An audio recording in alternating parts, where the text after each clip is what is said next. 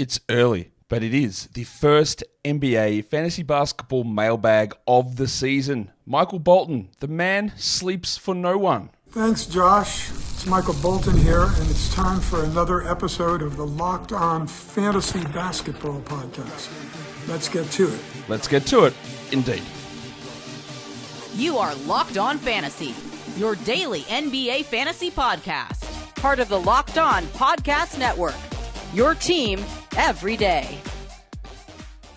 Hello and welcome to the Locked On Fantasy Basketball Podcast, brought to you by Basketball Monster. My name is Josh Lloyd, and you won't always see me on this show. I'm running a 12-man rotation. I'm also the lead fantasy analyst. That's what they used to call my bedroom back in high school. I'm also the lead fantasy analyst at basketballmonster.com, and you can find me on Twitter, as always, at redrock_bball, on TikTok at redrock_bball, and on Instagram at Locked On Fantasy Basketball. Today's episode is brought to you by FanDuel. Start the season with a big return on FanDuel. Place your first $5 bet and you get started with $200 in bonus bets guaranteed. Go to FanDuel.com to get started. Also, check out LockedOnDaily.com. All of your favorite teams now have your new favorite newsletter. So go to LockedOnDaily.com and subscribe to get all of the news regarding your favorite team. We are here to talk, as I said, about the NBA season. We are 2 days in. There are 24 teams that have played their first game. We're going to have all 30 done by the end of today. We'll bring the man in right now. We'll just have a bit of a quick intro. Kingy, it is once again good to have you back for another year of mailbags. Welcome. Thanks, mate. Good to be here. How did you? If we could, I'd like to go back in time and see your bedroom. Wait, you don't need to worry about any of that stuff. That's all. It's all in the past. It's all above board. Yeah. Speaking of bedrooms, how did you sleep last night after Dyson Daniels' big game? Well, it was a big night here. Lots of celebrating. No, I had to go and coach, actually, basketball. So I went and did that and didn't get home until about 10:30. And I watched a bit of TV and went to bed. But it was a very exciting day for me. Yeah, it was a big game from Dyson Daniels, and it was a big game from many players. And what I was talking about in yesterday's show, I think it was, saying that usually after day 2 in the NBA, we get there and we're going, oh man, like this happened and we didn't expect it and we screwed this up and blah, blah. But I didn't feel that. I didn't feel that there was a huge amount of that. There's the ones, we get the questions, man, do I go and add a Necker or Collins? We're like, yeah, you should. Like, man, do I drop John Collins? Like, yeah, absolutely. Like, what are you doing? You shouldn't have picked him up. Like, do I add Dyson Daniels? Of course. Like, these are all the things. Yeah. Do I add Walker Kessler? Like, what is going on in your league? All these things are the things that I feel I've been speaking about the whole way through, and I know that you've been speaking about this stuff. So I feel like it was I don't know, it felt from my perspective a relatively predictable start. Yeah, there wasn't too much, bits and pieces, but nothing sort of eye-catching in terms of this guy was not even on our radar, and now maybe he should be, or we had high expectations for this guy and he was trash. So no, I think it was a good day. There were a few close games, a few blowouts. So a good day of basketball. And then we calmed back down today with just 4 games. Yeah, 4 games is a nice amount, though. Yeah, 6 is obviously the perfect amount. 4 is fine. And we'll see where it goes. I'm just trying to make sure I can get these questions up on the screen. At the moment, I can't, but yeah. The joys of technology. I don't know why this is not allowing me to do it, but that's okay. Kingy, we'll just talk about this. We'll just answer the questions for people have without the questions up on the screen. I'm sure we all have ears. We can all understand what's going on. Let's see what's happening. A lot of these questions, what I do when I try and pick through the questions is find stuff that will apply to a lot of different people. But this is an interesting one. Johnny Law, this is a good one for me, King, because I heard you talk about this in one of the shows you did about how I threw the old Zack Edey out for bait in an auction draft. He proceeded to have 5 points and five rebounds in the first game. So the question is, to you, Kingy, is Zack Edey a hold or a drop for a streaming spot? He's a hold for me. I took that bait and I drafted Zack Edey, and look, he was a good fit for my build. But yes, I'm holding him. He was in foul trouble, so very limited. Yeah, 1 game. I'm not panicking yet. I agree that he is a hold. Like, I obviously was not as high on him as other people were, so I'm always going to come from that lower baseline. But if 2 more games of this, and if he plays 18 minutes a night, then I'm going to say no, because I had significant doubts about him as a player anyway, right? So that's not going to be a huge surprise to me if he ends up not being good. But we're not there yet. So No. that's okay. We wait. We see where it goes. We don't need to make like those sort of rash calls. Like to me, like someone was like, "Yeah, what do I do with Kentavious Caldwell-Pope?" Well, you should never have picked him up, in my opinion. I wouldn't have drafted him. I'd be more than happy to drop him. Did I have high hopes for John Collins? Not really. So I can move on from those sort of players. And yeah, let's talk about this one actually. Josue Perez says, "Do you go with Tre Mann?" Actually, you know what? I'm not answering that because here I'm laying the law down now. If you ask a question, give some bloody context. I don't know what this is. 10-team, 12-team, category points, ESPN points, Yahoo points. No idea. So no, Josue, absolutely not answering that. Well, this is a Dyson Daniels question. We'll tie this all back into the man who's on the thumbnail, Kingy. Danny Ortega says, "What are your thoughts on Dyson Daniels in a points league?" Now, I think we both agree that his value in a points league is not as high as in a category league. And if he didn't have 5 steals yesterday, his game would have been still good, but would have been 15, 3 and something with 1 steal, and that's fine.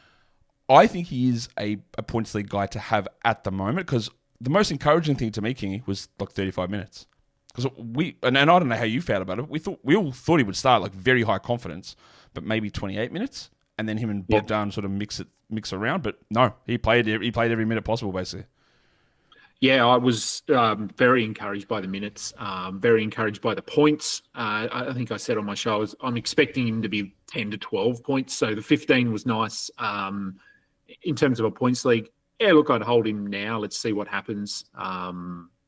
Category league, definitely. But the minutes certainly encouraging. And I mean, Bogdan wasn't particularly impressive either off the bench. So it might just be that they didn't have faith in him last night. And so I wouldn't count on 35, 36 minutes a night moving forward. But hey, maybe I'm wrong. I think most of the minutes seem to come from Ricochet, who barely played. Now, I guess we'll wrap up our Hawks talk there. Actually, there's a lot of Hawks talk. What were you doing? Like, if you drafted Ricochet with a late pick, are you holding on or are you dropping after that performance? I'd probably give him another couple of games, as you said, similar to Edey. I don't really like to make any rash decisions after just one game. So I'd probably hold him. And we do have to remember that Buffkin was out as well, which potentially has an impact on Daniels' minutes a little bit. So, yeah, no, I'd hold for now, but he's not someone that I was really targeting anyway, Ricochet. Yeah, like he was a guy that I wanted to see what they would do with his minutes. He barely played, and if you want to move on, it's all going to be context dependent as to who you've got available to add anyway, but yeah. All right, we'll get one more question not for the whole show, just for right now. Alex says, is James Harden or Cam Thomas a sell high in a 10-team category league? I think it's almost impossible, honestly, Kingy, to pull off a sell high right now. Like, I don't think that's going to happen, but we can talk about what both of those players did in their opening games as sort of a segue. I don't think that's like outrageous to suggest they won't do that at least like once per week.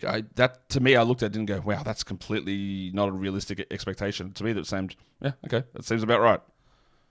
Yeah, Cam Thomas, I watched a lot of that game, obviously, and he did salvage what was probably a fairly, I don't know, an average game. He got 20 points in the last quarter and basically just, I don't know what his usage was in that last quarter, but I feel like he went crazy in that last quarter. High. Yeah, he just didn't pass the ball at all. The 3 steals were intriguing. We like to see that. Anything else other than points. So, but yeah, I mean, he's just going to be. It's pretty clear he's got a green light to go. So, and Harden, yeah, I mean, much the same. We expected him to be touching the ball a lot, to be getting a lot of shots up. The 12 rebounds were a bit of a surprise, but everything else was in line with what we expected. So, no, I mean, if you can execute a sell high, by all means. What's a sell high on Harden though? Like what you get the fifth player? You get Giannis? Like what the hell is a sell high on a guy that we thought had the upside of being top 8? Maybe. Like there's no sell high there. Cam Thomas, like sure maybe, but like it's one day, it's one game. Enjoy it. Yeah. It's not an outrageous performance that won't be repeated. Like it will be repeated. I'm very confident of that. Get more of your questions in, and we'll get back to them in a second. But today's episode is brought to you by Prize Picks. Prize Picks is the best place to get real money sports action with over 10 million members and billions of dollars in awarded winnings. Prize Picks has made daily fantasy sports accessible to all. You just pick more or less on at least 2 players for a shot to win up to 100 times your cash. So run your game all season long on PrizePicks. PrizePicks puts its members first. So all of the withdrawals are safe, they're fast, they're secure. And when your picks hit, you can get your money in as fast as 15 minutes. And if you sign up today, you can get $50 instantly when you play $5. You don't even need to win to get that $50 bonus. It is guaranteed. There's also weekly promotions that lead to big payouts like Taco Tuesday. Every Tuesday, the PrizePicks discounts selected player projections up to 25% to provide even more value to your lineups. So download the app today and use the code LOCKEDONNBA to get $50 instantly after you play your first $5 lineup. Download the app today and use the code LOCKEDONNBA. Get that $50 bonus after you play your first $5 lineup. PrizePicks, run your game. All right, let's delve back into the depths of the chat. Chat, how are you? Eubanks says, Josh Giddey in points leagues, what is his floor ceiling? It's a good question that multiple people seem to be asking under different usernames, which is weird. But anyway, you got it. You got the question out. I would say that Josh Giddey's game yesterday was, I won't say close to floor, Kingy, but close enough to floor. I guess the worry there is what ends up happening to the minutes, because he wasn't particularly good. He was a terrible plus-minus. He offered no defensive stats with bad shooting numbers. But I also don't think that he's that bad of a shooter. So, in a points league, that might be an extra 2 to 3 fantasy points that you could add on to that, maybe 4 or 5. I would say that is way closer to ceiling than average. To floor than average from Giddey yesterday. Yeah, I thought he was fine. It was, as with a few of these new guys on new teams, I thought, yeah, it was sort of an average performance, but still relevant. We'd be hoping for a little bit more defensively. I do think he was going slightly too high in drafts. I saw him going in the 50s and the 60s, which I feel that's tough to reach as long as Levine's there anyway. So, it wasn't anything to get too excited about, but I think, as you said, that's probably what we should expect, that and anything better moving forward. I agree.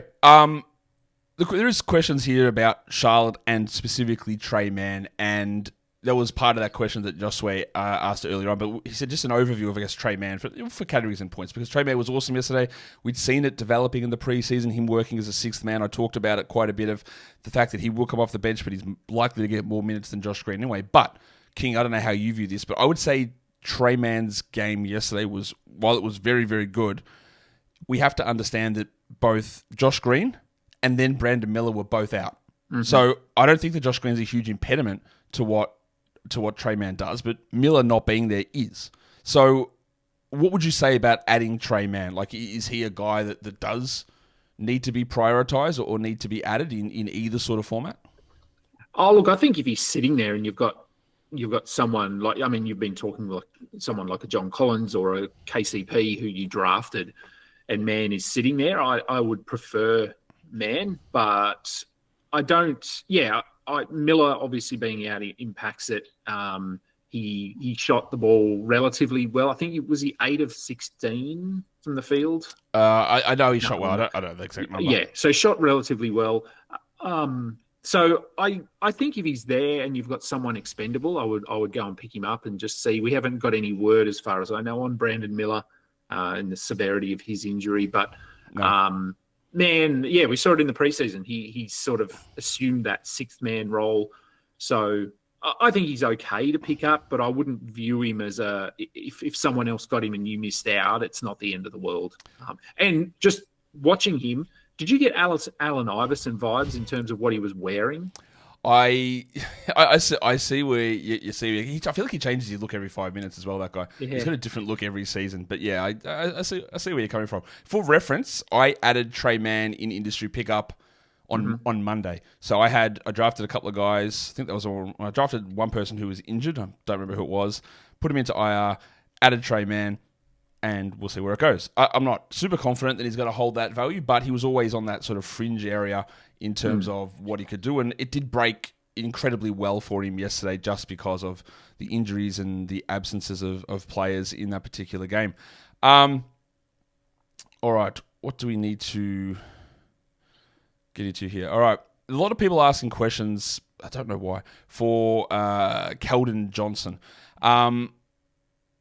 All right, here we go. Oh, your boy says, everyone's asking about Keonte George, not one answer. Let's do it. Keonte George.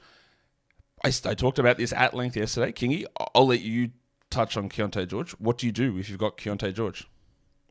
I talked about him as well. I just hold him. He led the team in shot attempts. He shot 3 of 18, I think, 5 of 9 from the free throw line. So, yeah, obviously the end line didn't look good, but there were no issues with him firing away, and the confidence is there. It was just a frustrating night. So, yeah, I'd be holding him. Absolutely. I don't think there's any issue moving forward in terms of the opportunity that he's going to get. It hasn't changed from what we thought coming into the season. This is a great test case on how you view or how you read a box score, right? Like, yeah, was it a good? Did he play well? Like, absolutely not. He might never be a good shooter. That is possible as well. But I will categorically 100% guarantee to you, Kingy, and any person watching this show that Keonte George is not a 55% free throw shooter, nor is he a 17% field goal guy. It's just not going to happen. And despite all of that, he had 12, 2, and 7, right? So if he shoots a normal 40%, right, which is, off the top of my head, like 7 out of 18, that might not be, it's about 7 out of 18, roughly. Which means that he has made 4 extra shots, which is, let's say, 8 points, one of them's a 3, so that's 9 points. That's 21, 2, and 7. And then he goes 7 of 9 instead of 5 of 9. That's 23, 2, and 7. And you know who's complaining? Not a single one of the miserable pricks who's complaining about it. Sorry to that. But, like, yes, that is a shocking, shocking line, right? It is, oh my God, he killed my percentages. He did for 1/82nd of the season. And I'm not saying he's going to be a good shooter. Like, no one is. 31 minutes, great usage, great assists. Please, if everyone here is talking about dropping or asking the question, that means to me that it is the ultimate buy low.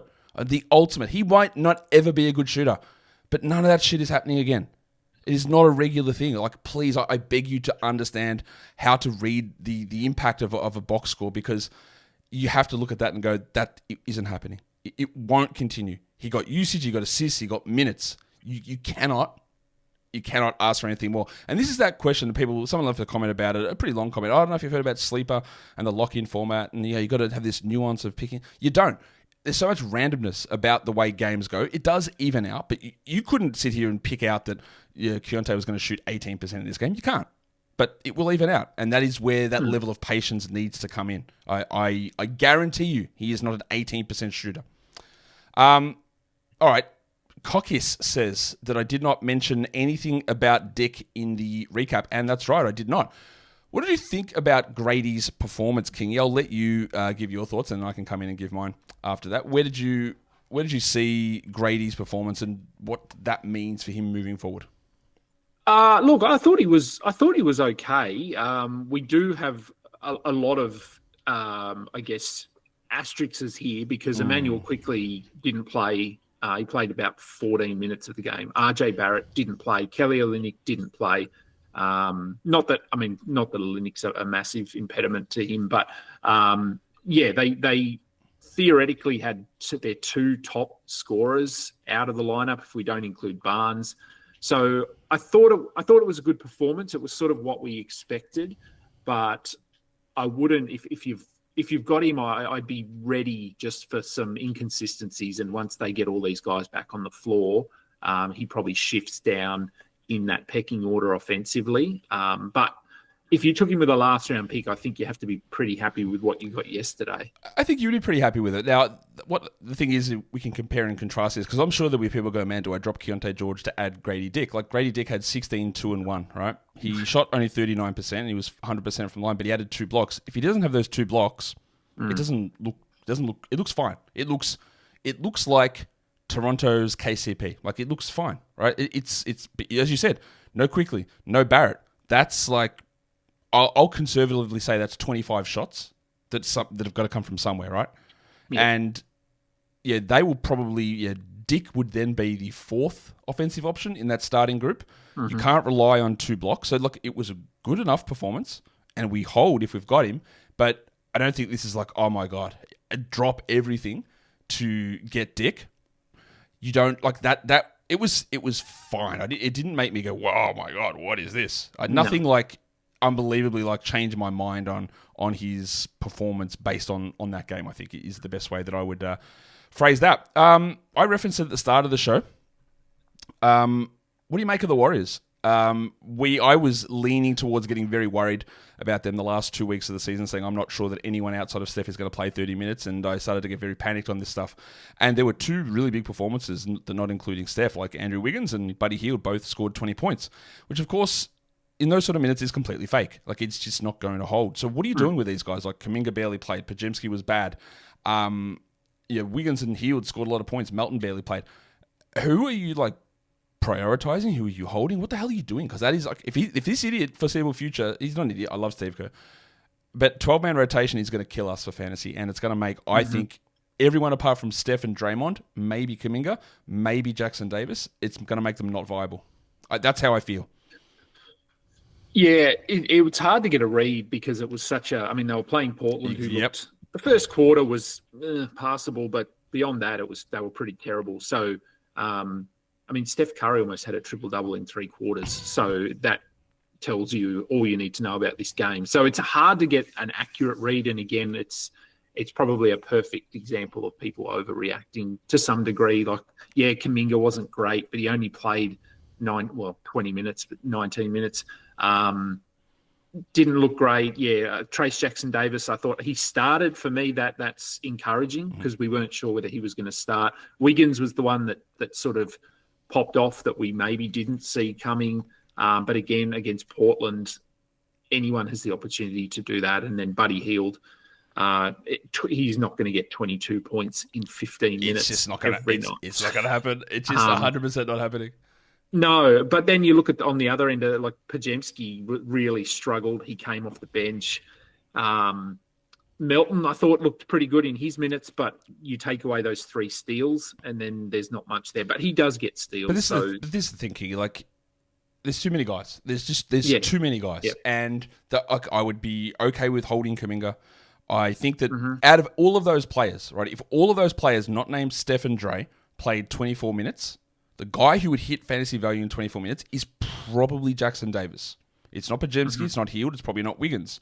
It's not Kuminga in 24 minutes. So that makes me go, like, I have worries. Now, I wouldn't drop Kuminga because you probably invested a top 100 pick in him.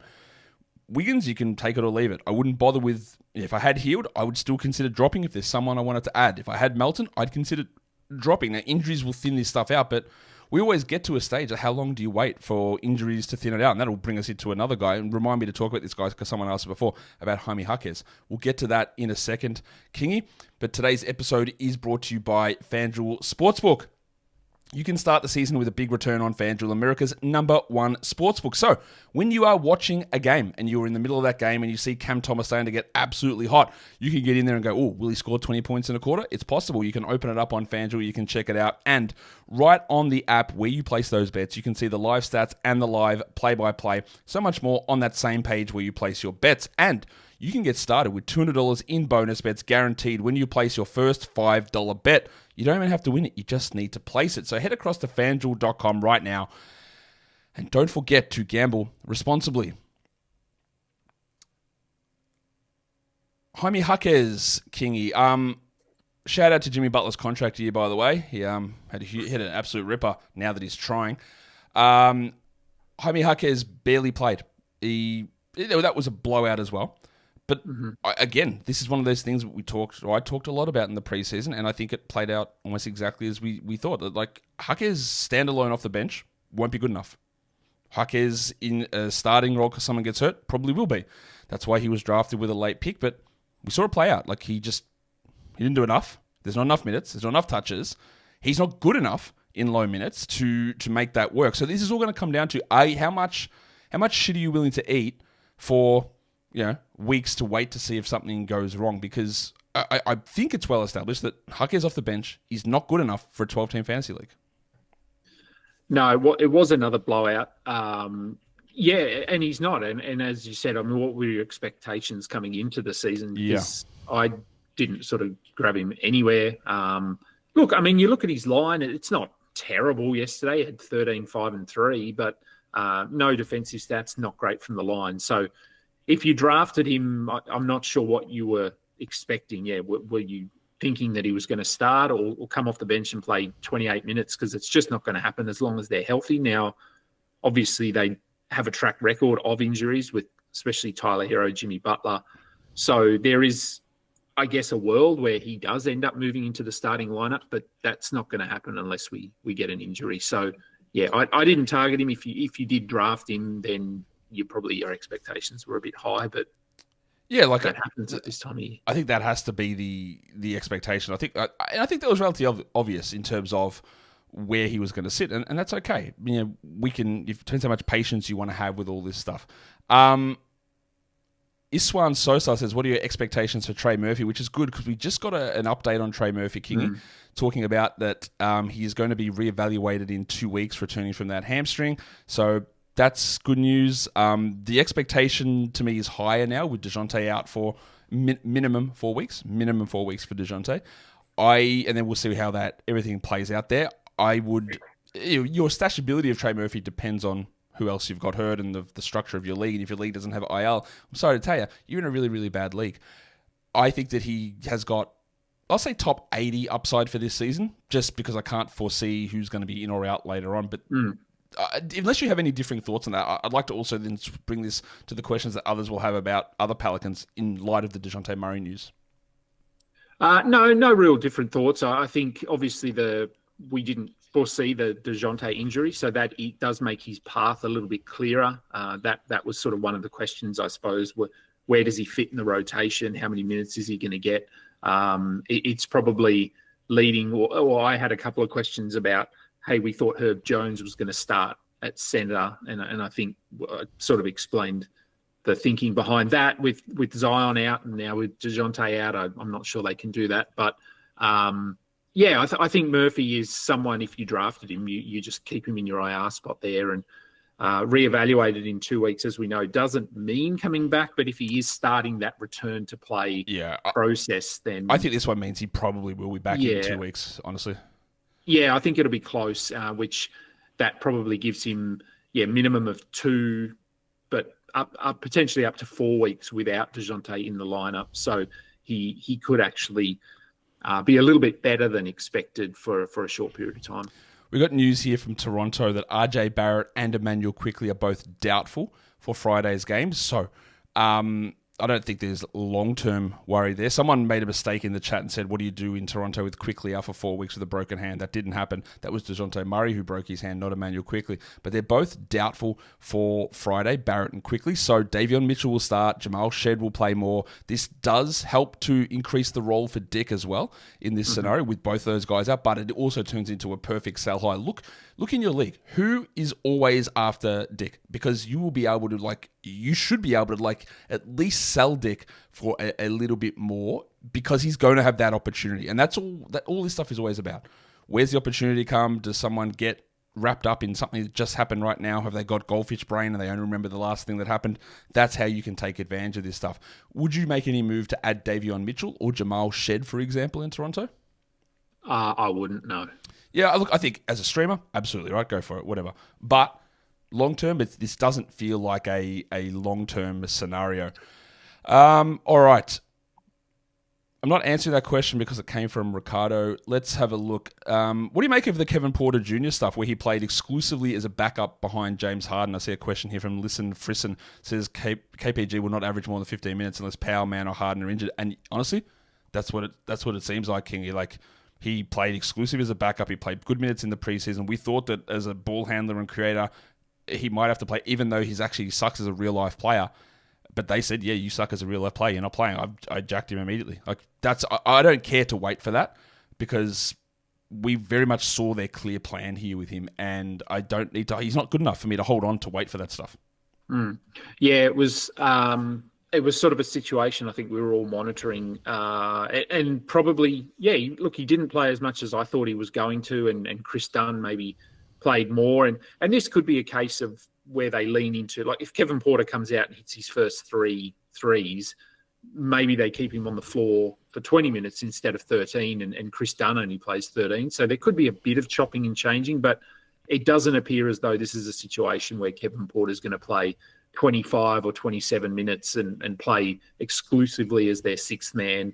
And this, unlike a few of those other games, this was an accurate reflection of probably what we're going to see because it was an overtime game. So the minutes probably line up with expectations. So yeah, if you drafted him, I don't know if you want to give him one more game and see, but yeah, I'm okay to move on as well. I just dropped him. Like I needed to get someone else in, and I did it. Like we've got a couple of minutes left here, Kingy, so I'm going to rapid fire through some questions. So we're going to go real fast through some of these questions that are here. Andrew Armstrong, are you scared of Sexton's low minutes in game one?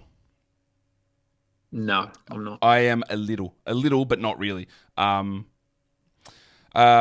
Next question. Let's have a look. Is John Collins a drop?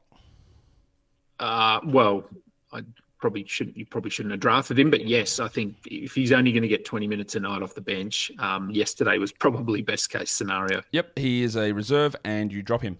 Am I worried about Scotty? No. Okay. I have concerns about Barnes. I've said it all the time. His shooting all regressed at the end of last season, back to being a bad shooter. I worried out loud to the disdain of the people up in Toronto who I love dearly with all of my heart, that I said, hey, there's a chance that like after you doubled your block rate that maybe it comes back down. I don't think we need to worry that much about it, but the lack of shooting is like going to always be a concern for me with Scotty. I don't think he's a good shooter. I don't think he's turned into a good one. But am I worried? Sort of. But like I never would have taken him at the turn or at pick 15. I never would have done that. So again, it's all about expectation. End of second round, I was okay with Barnes. I thought that was the right spot. So overall, no, but I can see why you would be. Kingy, are you worried about Scott Barnes?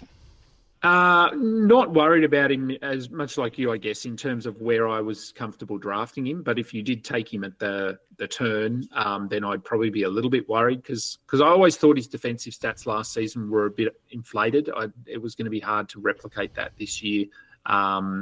So, yeah, if you took him at 25, then I wouldn't be too concerned. But if you took him at 15 or 13, then, yeah, maybe I would be.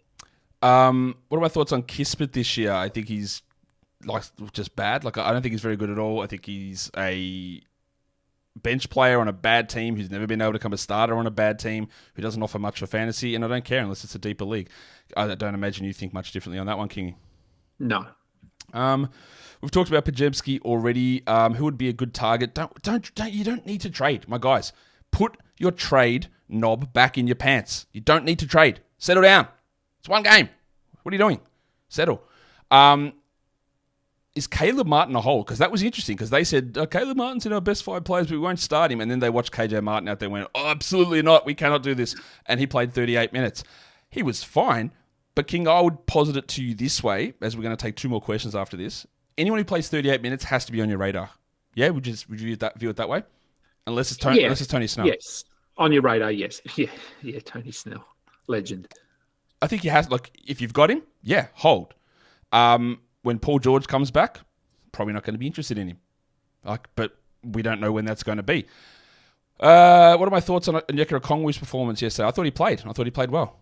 That's not a real question, but ask a real question. I might get back to it.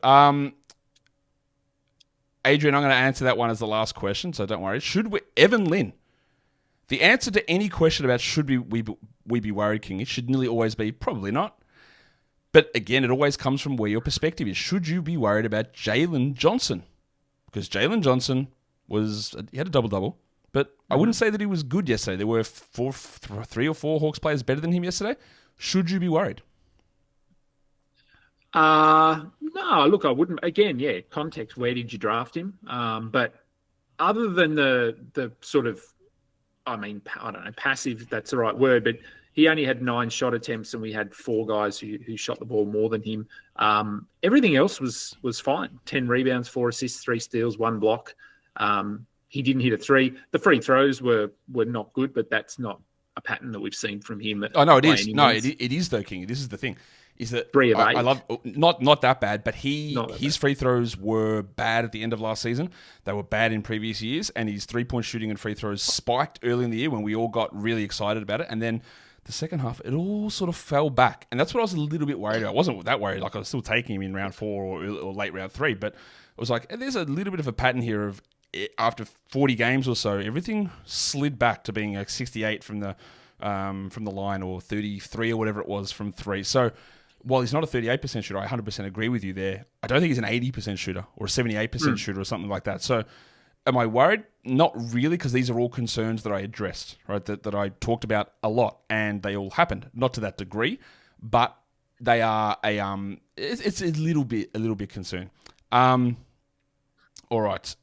We'll do FK. You have been hitting the Control-C, Control-V on here a lot. And it's asking about Karis LeVert. Would you rather Karis LeVert or Jordan Clarkson? Are either of them must roster? That is an interesting question, Kingy. Karis LeVert, Jordan Clarkson, must rosters, 12-team leagues.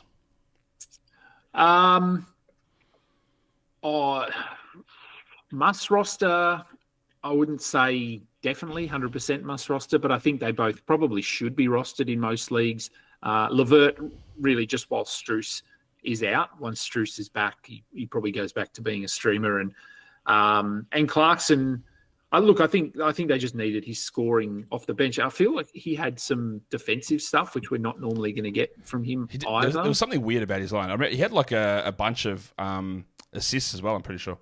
Yeah, hang on, I'm just opening it up. Where is he? Jordan Clarkson, he had 17 and 7. Yeah, 7 assists. Yeah, he had a block.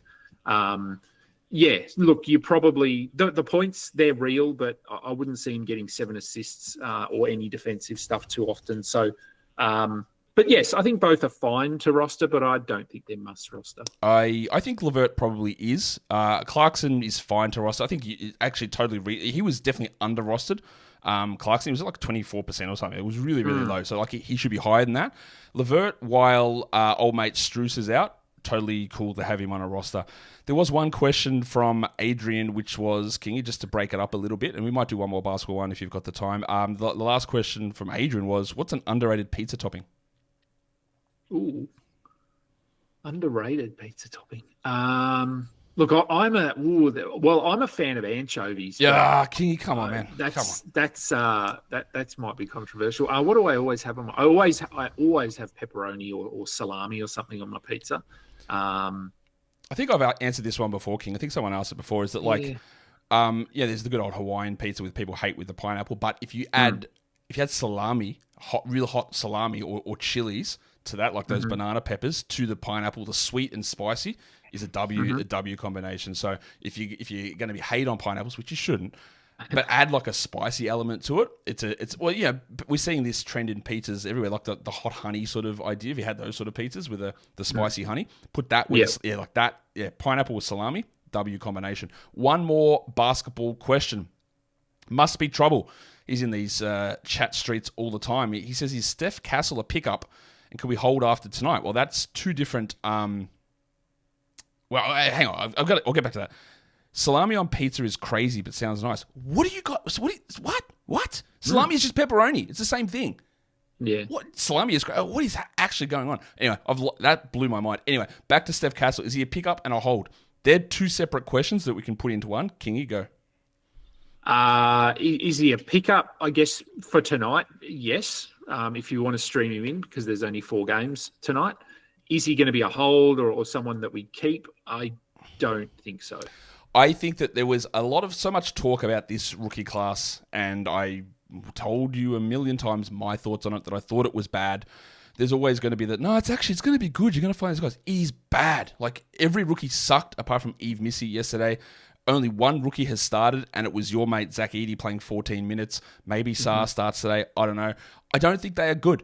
And I've heard this from internal NBA sources. I've heard it from scouts. I've heard it from watching it. I'm talking about like real NBA scouts where they're like, bro, we're just taking guys because we have to take them, but we're not actually investing great stuff here. We're just sort of taking swings at it. That's what I heard from people talking about this last draft. And that's not to demean these guys. They're going to be rotation players, but there is no like, and we saw it, like these guys, Bazalis played 5 minutes. Ricochet played 19 as the number 1 overall pick. Like Shepard played 14 minutes. I think it's going to be good, but they're just so much worse than the established NBA players at the moment that I think we need to settle down. So Castle today, there's 4 games on. Go for it, right? He might play 23 minutes, but a 23-minute inefficient rookie guard is absolutely nothing you should want near a fantasy team as a long-term thing. Like, it just isn't. So he might have a really good game today. And for some reason, Steph Castle, and I'll go on about this, but he's got everyone in a chokehold. Like, people tell, again, I don't think he's very good because I don't think this class, I think he's going to be a fine player, but I don't think he's going to be a star. But someone said, yeah, man, his shot looks good, man. He shot 25% from 3 in the preseason. He shot 10% or 20% from 3 in summer league. He's been a bad shooter everywhere. And every time someone tells me how good it looks, they don't go in. So who cares? And they consistently don't go in. Today, go for it. Right? Stream to your heart's content.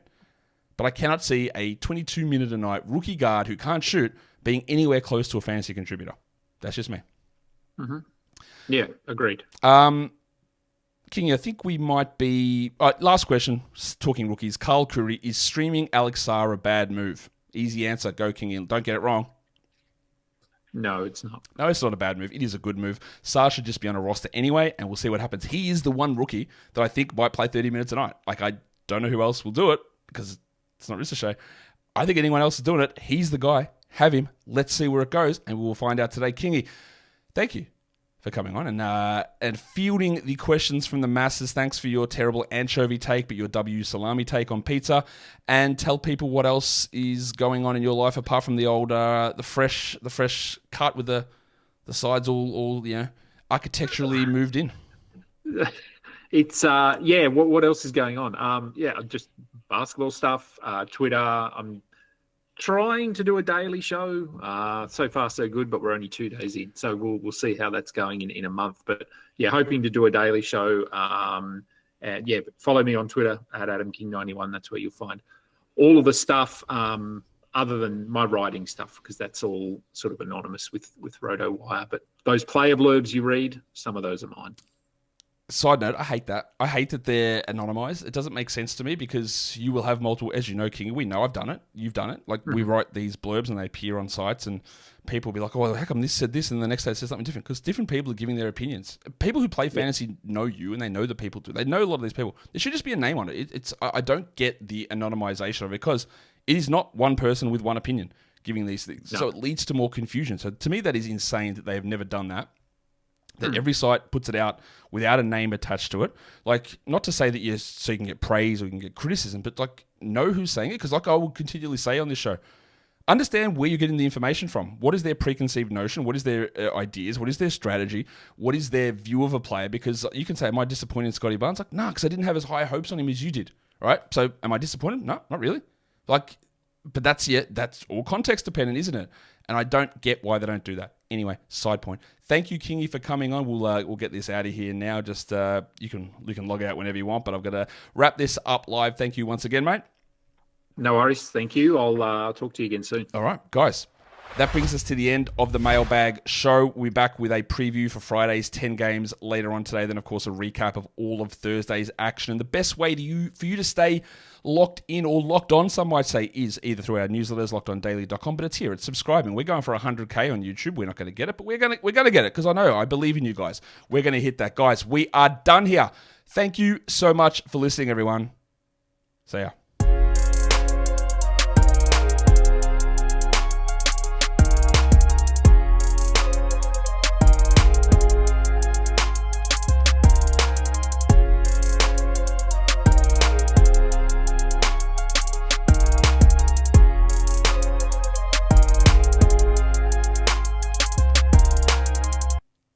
Salami's not pepperoni? What are we doing?